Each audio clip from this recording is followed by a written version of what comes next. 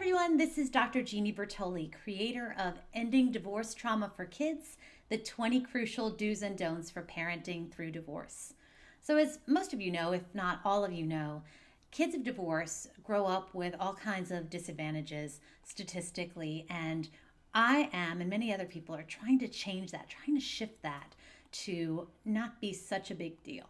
That it's not the divorce, it's my belief that it's not actually the divorce that's the problem, but it's the way we handle divorce in this country and in our individual families that I think is responsible for most of the drama and trauma and impacts that you see in all the statistics, which I'm not going to go over because I don't even want to plant them in your head. But the research shows all kinds of challenges for adult children of divorce as they enter adulthood and try to come into well-being. So I wanted to talk to you today about the 3 most important things that adult children of divorce tell us. They tell us about how things they wish were different. So there are 3 things. The first is proximity. They wish en masse that their parents lived closer to one another or lived close to one another. There's just an inevitability that the schlepping back and forth between the houses is left to the kids. That there are a lot of hassles. The hassles that come with divorce are just inevitably the children's. All the ball games and how someone feels about this schedule, or most importantly, it's the going back and forth between the houses, though, to be honest with you. It's that back and forth, and then, well, what if I want to do this social occasion, and how does that shift that, and having stuff in both places, and remembering to take the history book back from dads to moms, and all of that kind of hassle.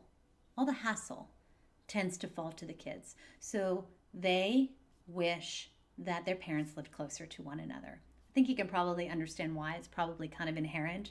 But too many parents I know don't really factor that in, that you might be a little more comfortable if you are at more of a distance, but that means it's exponentially more uncomfortable for your children.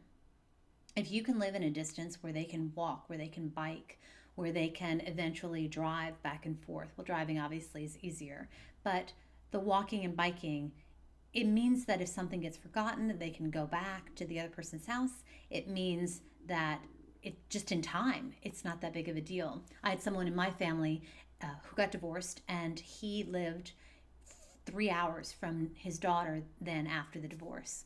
So that meant that every other weekend when he had his daughter, he had to drive 3 hours, pick her up, drive 3 hours back, then drive 3 hours and drive 3 hours. This is a hassle, and it's frankly makes it more likely that that parent will become increasingly distant, see their kid less. Also, the incidental contacts of just, hey, I feel like seeing you tonight. Do you want to grab dinner? Or you have that ball game? I'd love to drop by. If you are not relatively close, it's going to frankly just decrease the amount of time you see your kids.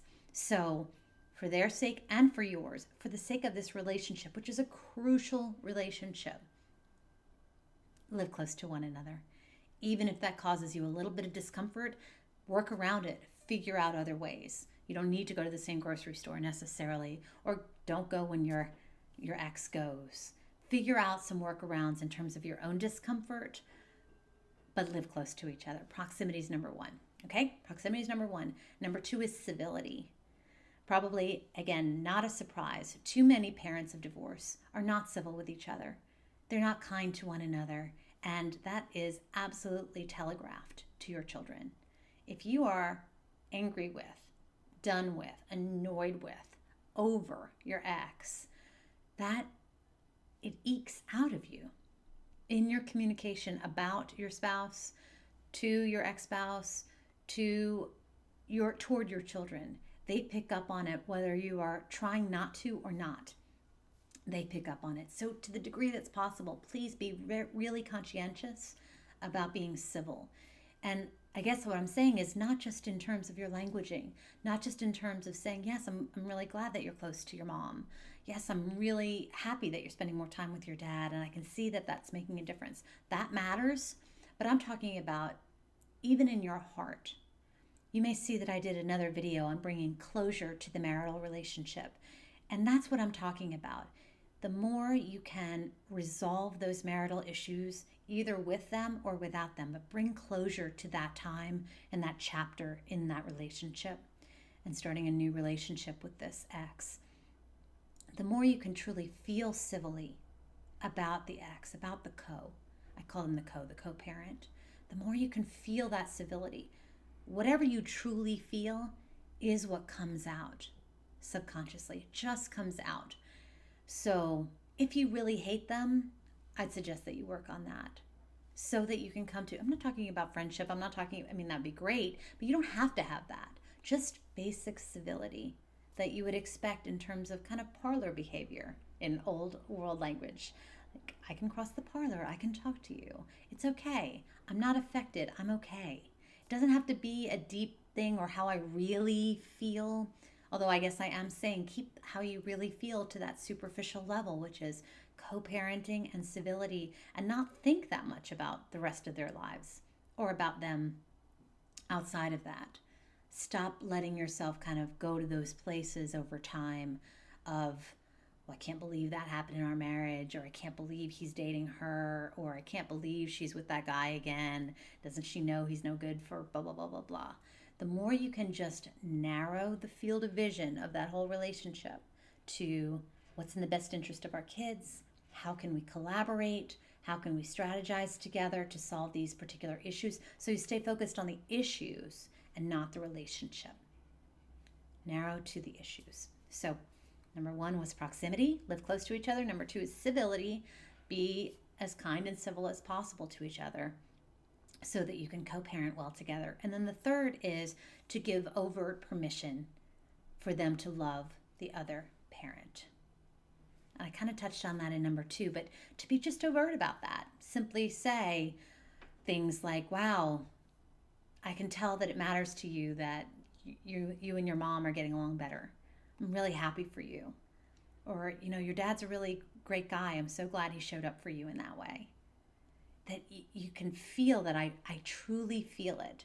And kids can tell if you're lying. They really can. So if your words and your vibe, your attitude don't align, they will not believe you.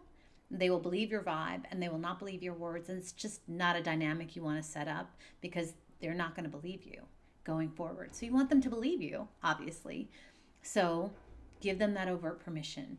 Hopefully you are truly happy that they have a great relationship with your co. You know that it is in your children's best interest to love both of their parents. If this is a biological child, they are biologically both of you. They cannot turn from that part of themselves and feel good about that. They need both of you. They need both of you. And it's not about, so then you see what happens is it's not about you, the adult. It's about the focus being on, wow, you need your dad. Yeah, you need your mom. I'm glad you guys are working on that relationship. I really am, because I know they need it. He or she needs it. So of course that's what I want, because it's not about me anymore. Again, if you have any thoughts about the closure of that relationship, if you have lingering emotions, go to the closure video. So those are the 3 things that adult children who divorce really wish that parents who are divorcing present day will take into account, because it's what they wish they had had. Proximity, civility, and overt permission to love the other parent. So thank you so much for listening. Thank you for all the work and the devotion you have to your children and divorcing better. We need you as a society. Your children need you. We need to do this better. So thank you, thank you, thank you. Until I see you again, blessings.